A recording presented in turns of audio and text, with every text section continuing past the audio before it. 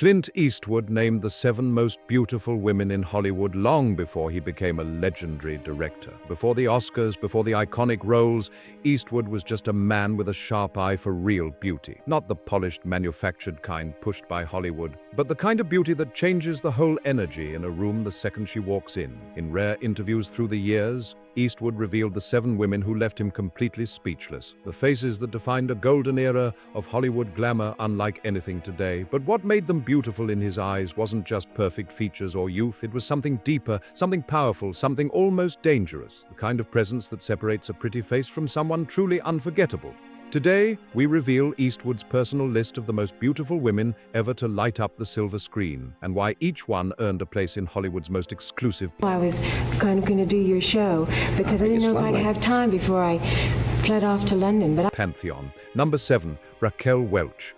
Eastwood never even worked with her, but he didn't have to. He once said she walked into a room like she didn't need to say a word, and somehow nobody wanted her to. Her face, her figure, her fire, she was a Hollywood storm in heels. Born Jo Raquel Tejada in Chicago in 1940, Welch wasn't just another beauty in the crowd. She was a phenomenon, a woman who completely changed what it meant to be a screen siren in the 1960s. At a time when many stars fit the same mold, Raquel stood apart. Eastwood said in a 1984 interview, Raquel was neither ordinary nor easy to define. There was something untouchable about her, something dangerous. That mystery exploded with 1 million years BC in 1966, when that iconic deerskin bikini turned her into a global sensation and launched 1,000 posters. But Eastwood looked past the pin-up image. What impressed me about Raquel wasn't the obvious, he recalled. It was how she carried herself like royalty, who could also break your jaw if necessary. And that edge, that mix of elegance and danger, is what made her impossible to ignore. Their paths crossed several times at major Hollywood events through the 1970s, and people noticed something unusual every time. Clint Eastwood, known for being cool and unshaken, would go strangely quiet in Raquel Welch's presence. According to those who saw it, her presence had that kind of effect. Years later, Eastwood admitted, "She had a quality I've rarely seen, complete self-possession. She didn't let beauty control her, she controlled it. That's what made Welch stand out. While others leaned into the bombshell image, she fought hard against being boxed in. She took risky roles in films like Myra Breckinridge and Kansas City Bomber, proving she was far more than a glamorous face. Then came The Three Musketeers, where she won a Golden Globe and shocked critics who underestimated her talent. But what stayed burned into Eastwood's memory was something deeper than performances. It was how she carried herself. Some beautiful women seem to apologize for it, he once observed. Raquel wore hers like armor. That line says everything. Her beauty wasn't fragile. It felt powerful, almost warrior-like, like a weapon instead of a gift. When asked what made Welch different from all the other bombshells of that era, Eastwood gave a cold, simple answer. Most beautiful women want you to like them. Raquel never seemed to care one way or the other. That's power. And that attitude made her impossible to forget. By the 1980s, when many so-called symbols had faded, Raquel was still standing strong. She built businesses, kept acting, and held on to that larger-than-life mystique. Eastwood later said, "That's the test of true beauty. Does it hold up when youth is gone?" And with Raquel, his answer was always yes. Even though they never made a film together, Eastwood admitted she stayed high on the list of stars he wished he had worked with. He once said, "Some people just don't need the right lighting or the right camera angle. They're magnetic without trying." That was Raquel, always. But even Raquel Welch's fierce presence couldn't outshine the quiet revolution of the next woman on Eastwood's list, a woman who didn't demand attention, yet somehow owned every room she entered.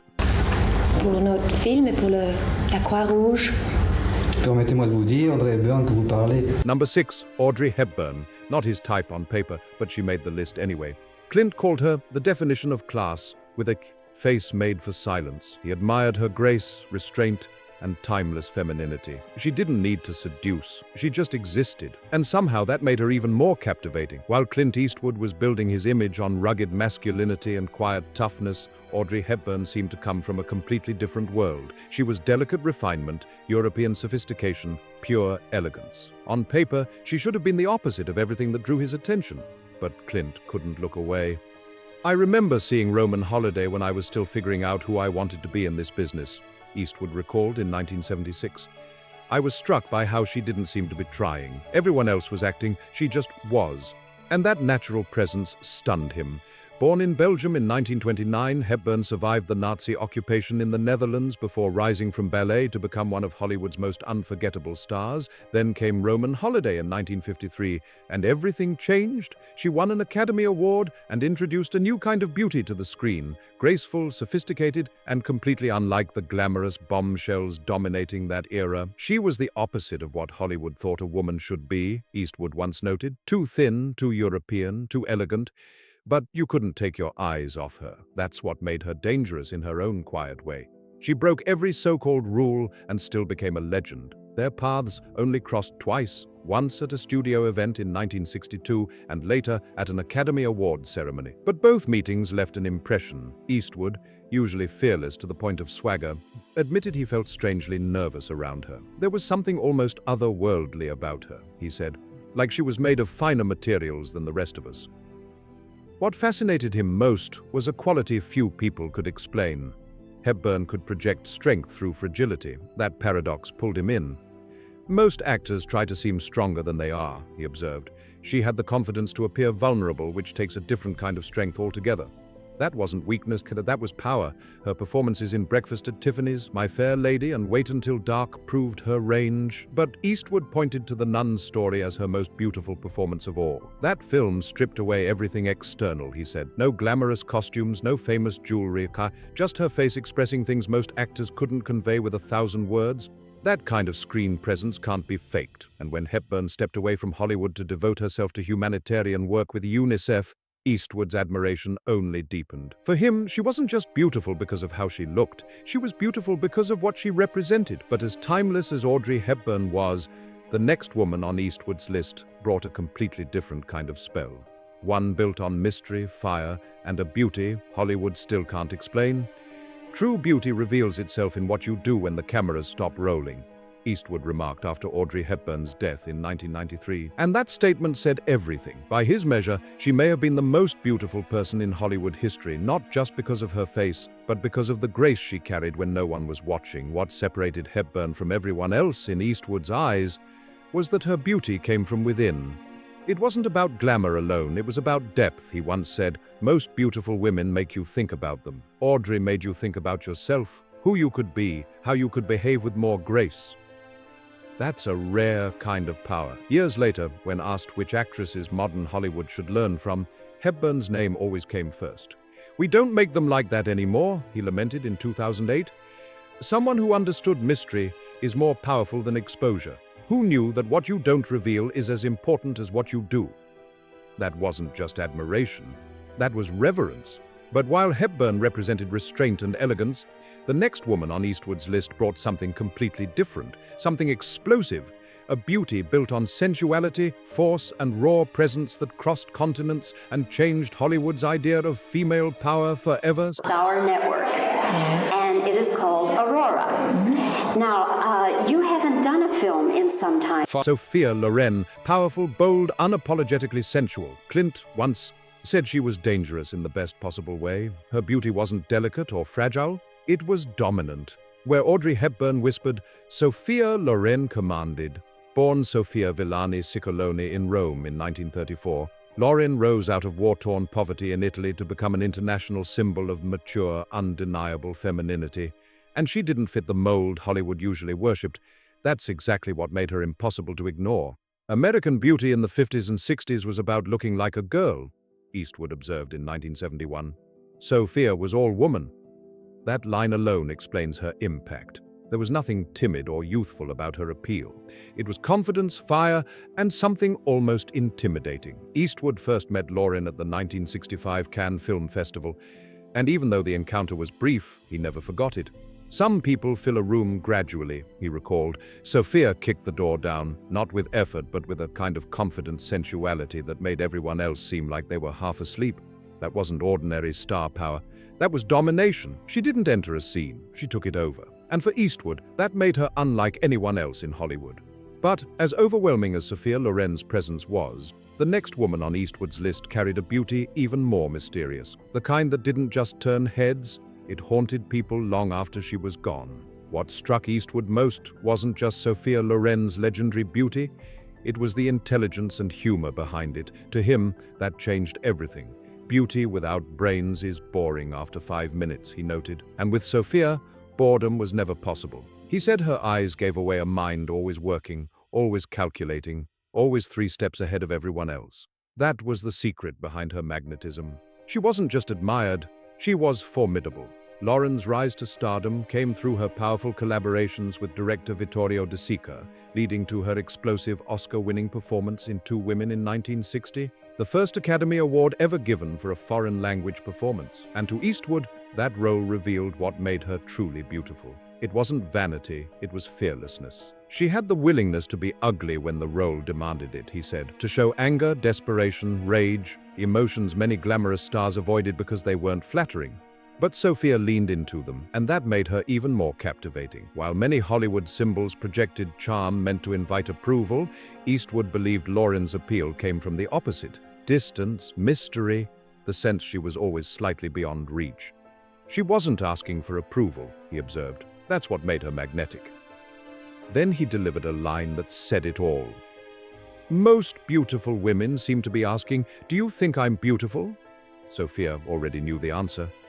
That confidence hit him again when they crossed paths at a Hollywood function in the late 1970s, and even then, Eastwood admitted he was just as intimidated as before.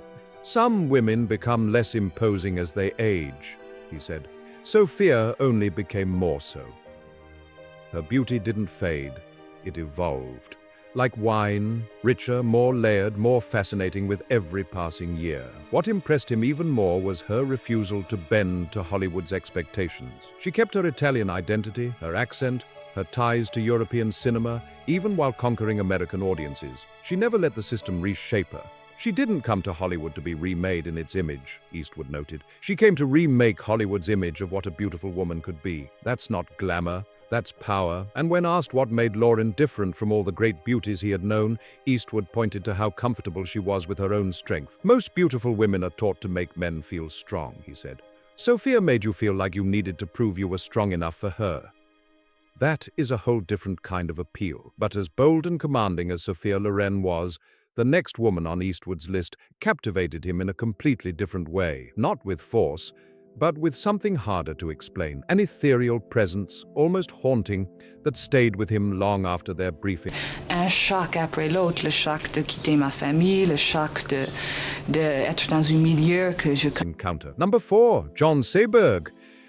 Quiet, ethereal, American in name but French in spirit, John Seberg brought a beauty Clint Eastwood said was almost impossible to describe. When he met her early in his career, he was stunned. He later said, "She looked like a ghost, and I couldn't stop watching her." What a line. Because Seberg wasn't the kind of beauty that announced itself loudly. She slipped in softly and became impossible to forget. Some women turned heads the second they entered a room. John Seberg did something stranger. She lingered in your mind long after she was gone, and to Eastwood, that made her unforgettable. Born in Iowa in 1938, Seberg's unlikely rise began when director Otto Preminger picked her from 18,000 hopefuls to play Joan of Arc in St. Joan in 1957. The film may have struggled, but it launched a career that would bridge Hollywood and the French New Wave in a way few actors ever could. Eastwood crossed paths with Seberg in Paris in 1968 at a small industry gathering. At the time, he was still known mainly for Rawhide and his growing work in Sergio Leone's westerns. She was already an icon through Breathless, the face of an entire cinematic revolution. She was unlike anyone I'd ever met in Hollywood, Eastwood recalled years later. There was something almost translucent about her, like you could see right through to something essential. That wasn't ordinary admiration, that sounded almost haunted. And what captivated him wasn't conventional beauty at all, it was something far more elusive. Jean had this quality that made you feel like she might just disappear if you looked away, he said. Not fragile exactly, more like not quite of this world. That mystery pulled him in. Her famous pixie haircut became one of the most copied looks in film history, but Eastwood believed that barely scratched the surface. The haircut became famous, he observed. But it was what was happening behind her eyes that you couldn't look away from. He saw intelligence there, and sadness, a combination he called mesmerizing on camera. Their conversation in Paris was brief, but it stayed with him. Seberg spoke about her work with Godard, her love of France, and her complicated feelings about America. Eastwood, still finding his place as an actor, mostly listened, and what he heard left a mark. Sometimes you meet someone and immediately know they're carrying something heavy, he later reflected. Jean had that quality, beauty with a weight to it. And that may have been what fascinated him most, the feeling that behind her delicate presence was something deeper, troubled, and impossible to fake. But as haunting as John Seberg's beauty was, the next woman on Eastwood's list brought a presence even more explosive. A screen goddess whose allure didn't whisper, it burned. What Eastwood couldn't have known during that night in Paris was just how much turmoil John Seberg was carrying behind those haunted eyes. Her support for civil rights causes had made her a target of FBI surveillance, with J. Edgar Hoover personally ordering efforts to neutralize her. A shocking smear campaign followed, one that would contribute to the tragedy of her death in 1979. When Eastwood later learned what had been happening behind the scenes, it changed how he saw her completely. It made me understand that haunted quality, he said in a rare 1990s interview. She was being hunted, literally, by her own government. How do you live with that kind of pressure and still create art? And yet she did.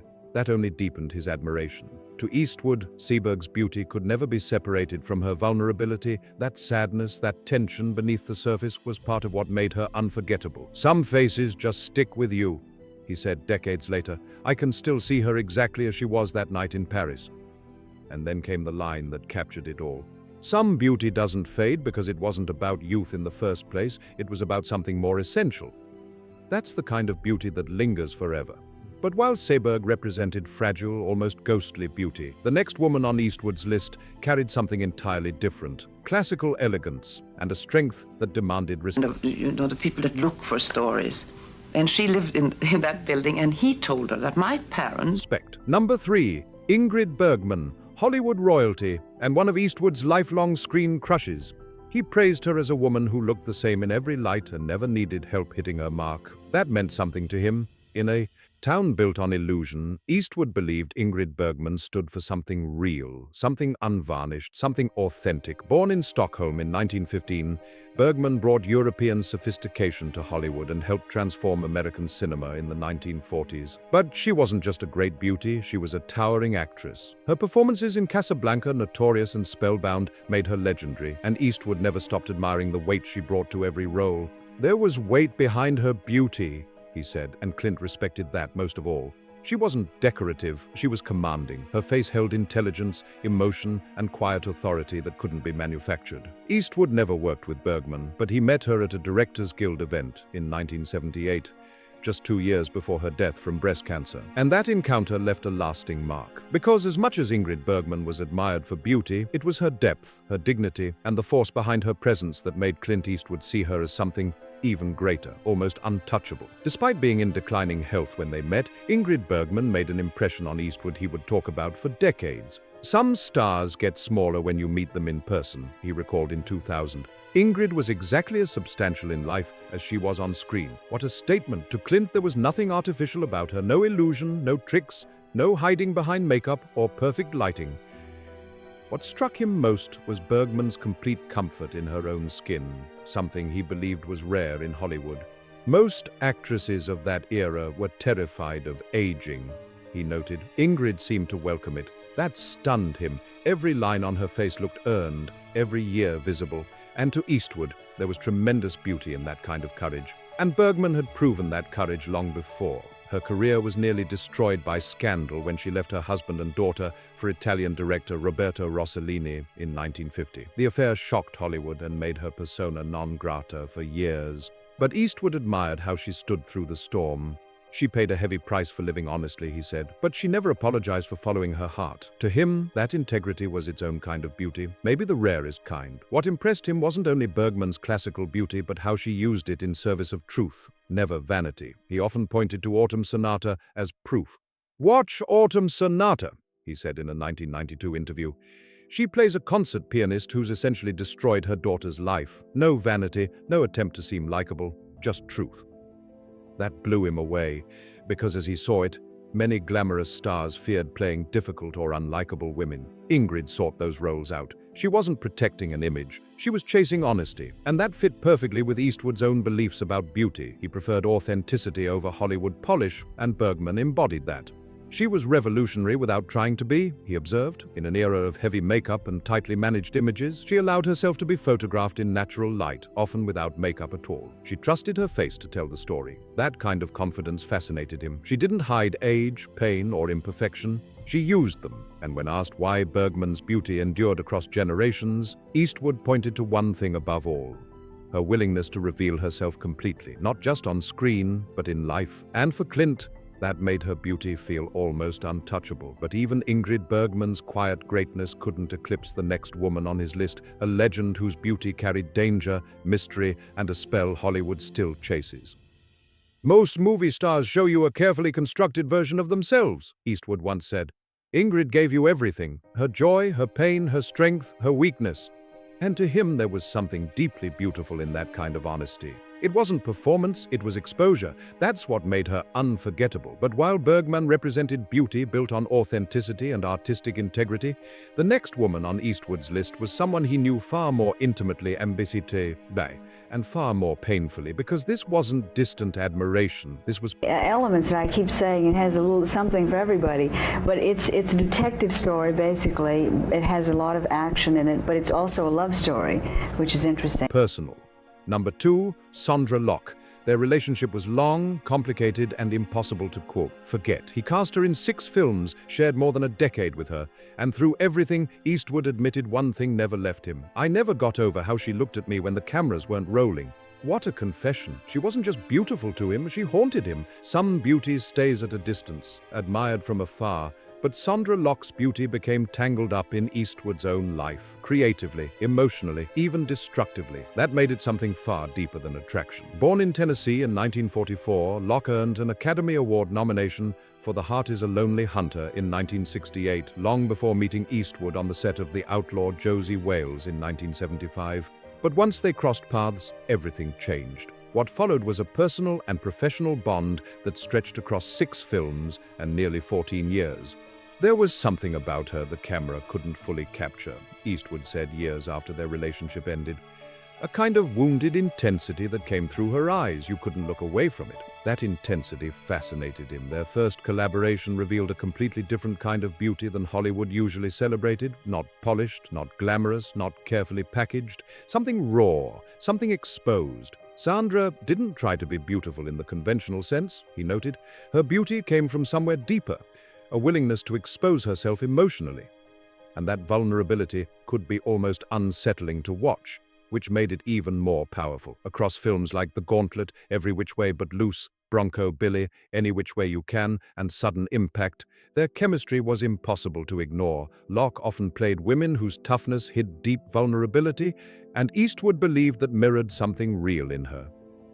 "Working with someone you're involved with personally changes everything," he reflected later. And you could feel that in those films, the tension, the closeness, the sparks. It wasn't acting alone. With Sondra Locke, beauty wasn't detached or idealized. It was emotional, messy, complicated, and maybe because of that, unforgettable. But as powerful as Sondra Locke's hold on Eastwood was, there was still one woman above all the rest, the beauty he placed. Aren't you ashamed of those suspicions you had about me? Terribly. At number 1, the woman he believed stood alone in Hollywood history. "The camera captures currents that exist between you that no acting could create," Eastwood once said. "That's what I saw when I looked at our films together, something real happening between those characters, because something real was happening between us. That wasn't just chemistry, that was confession." Their relationship ended bitterly in 1989, followed by legal battles and public fallout that exposed a darker side to those years together. But even through the lawsuits and the tension, Eastwood never denied the mark Sondra Locke left on him. "Certain people mark you," he said in a rare comment years later. "They become part of your formation as a person. For better or worse, Sandra was one of those people for me." That says everything. What made Locke's beauty so distinctive to Eastwood was how tied it was to emotional complexity. It wasn't easy beauty. It wasn't comfortable beauty. It was something much more unsettling. "Hollywood is full of beautiful faces that don't tell you anything," he once observed. Sandra's face told you everything. Too much sometimes. And to him that made her unforgettable. That's a different kind of beauty, he said. The kind that gets under your skin and stays there. Even after everything, he still placed her among Hollywood's most beautiful women. That speaks volumes. Beauty isn't always comfortable, he noted philosophically. Sometimes it's challenging, disturbing even.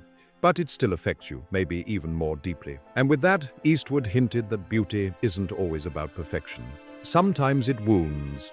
But as personal and complicated as Sondra Locke's beauty was, Eastwood's final choice stood above all personal history. His number one was something bigger, almost mythic, a woman whose beauty became cultural legend. Number one, Marilyn Monroe. She topped his list for a reason. Clint Eastwood called her the most dangerous kind of beautiful. The kind, he said, that makes you forget where you are. They never made a film together, but he never stopped bringing her up. The way she moved, the way she glowed, the way every man in the room somehow became irrelevant when she entered. That kind of magnetism can't be taught. She was the face of temptation, and Clint never denied it. In his eyes, Marilyn wasn't just beautiful. She was almost overpowering. Some beauty belongs to its era. Marilyn Monroe transcends time. Born Norma Jean Mortensen in 1926, Monroe transformed herself from orphaned child and factory worker into the defining screen symbol of the 20th century. And what a transformation it was. So complete, so powerful, it became the blueprint for celebrity itself. But Eastwood believed what made Marilyn extraordinary went beyond image. Beneath the glamour there was mystery, vulnerability, and something far more dangerous than beauty alone. And that is why, in Clint Eastwood's eyes, Marilyn Monroe stood above them all. Yet, what captivated Eastwood wasn't the carefully constructed image of Marilyn Monroe, it was the vulnerability that image could never fully hide. That's what haunted him. There was something almost painful about watching her, he said in 1978, years after her death. Like seeing someone with no skin, everything exposed, everything visible. What a chilling way to describe beauty. Eastwood was still a contract player at Universal when he first encountered Monroe at a studio commissary in the late 1950s. The interaction was brief, but it stayed with him forever. She had this quality I've never seen before or since, he recalled, a kind of luminosity, like she was lit from within. Not just beautiful, radiating, and that's what stunned him. It wasn't the famous figure, it wasn't the platinum hair, it was something harder to explain, something in her presence. You hear about charisma, Eastwood said, but until you've been in a room with someone who truly has it, you don't understand what it means. Then he described Monroe in a way few ever could. With Marilyn, you felt this current in the air, this electric charge that had nothing to do with fame and everything to do with some essential quality she possessed. That wasn't star power alone. That was something almost unreal. While Monroe's beauty made her famous, Eastwood believed her talent made her significant, and he felt the world underestimated that for far too long. He often pointed to the Misfits, Bus Stop, and Some Like It Hot as proof she had depths critics were slow to recognize. The tragedy was that no one took her seriously as an actress until it was too late, he observed, and Clint believed that was one of Hollywood's greatest blind spots. She had this remarkable instrument, he said, not just her looks, but her ability to project vulnerability and humor simultaneously. That combination fascinated him. She could be funny and heartbreaking in the same breath, glamorous yet wounded, playful yet deeply sad. And that contradiction made her magnetic. To Eastwood, Marilyn Monroe wasn't just the most beautiful woman in Hollywood history because of how she looked. It was because behind all the legend and temptation, there was something raw and human flickering through the spotlight, and that to him made her impossible to replace. That's incredibly rare, Eastwood said of Marilyn Monroe, and he meant it. Her death in 1962 at just 36 only deepened the mystery around her. For Clint, it wasn't only a personal tragedy, it was a cultural loss that Hollywood never truly recovered from. Some talents need time to fully reveal themselves, he said. I always wonder what kind of performances we might have seen from her in her 40s and 50s, when the pressure to be Marilyn Monroe might have eased, and the actress could have fully emerged. What a thought, because in his eyes, the world never got to see all she could have become. What separated Monroe from the other beauties of her era, Eastwood believed, was contradiction. She embodied opposites at once, innocent and sensual, powerful and vulnerable, constructed and authentic. That tension made her mesmerizing. Most sex symbols were one-dimensional, he noted. Marilyn contained multitudes. And that's why she endured while so many others faded into history. When asked why he considered Monroe the most beautiful woman in Hollywood history, despite all the extraordinary women he had admired, Eastwood's answer became almost philosophical. The greatest beauty creates a kind of yearning, he said. Not just physical desire, but something deeper, a recognition of something fleeting and precious. That line says everything. To him, Marilyn had that quality in abundance. She made people aware of beauty's transience, and somehow that made her even more powerful. Beauty that feels fragile often burns brightest. Decades after her death, Eastwood reportedly kept a famous Tom Kelly photograph of Monroe, the red velvet nude shot that helped launch her career, in his office at Malpaso Productions, and his reason was telling. "It reminds me of something essential about this business," he explained. "Behind every iconic image is a real person, complicated, struggling, human." And maybe that was the final secret of Marilyn Monroe. Her beauty wasn't just in perfect features, it was in what showed through them, the humanity, the humor, the hurt.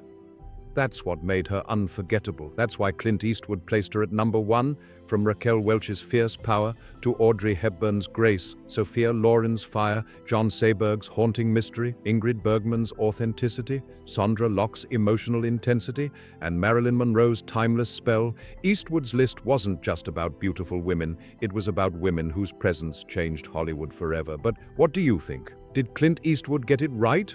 Or is there someone you think should have made the list? If you enjoyed this video, make sure to like, subscribe, and share it with someone who loves classic Hollywood stories. And don't forget to comment below and tell us which of these legendary women you think was the most beautiful of all.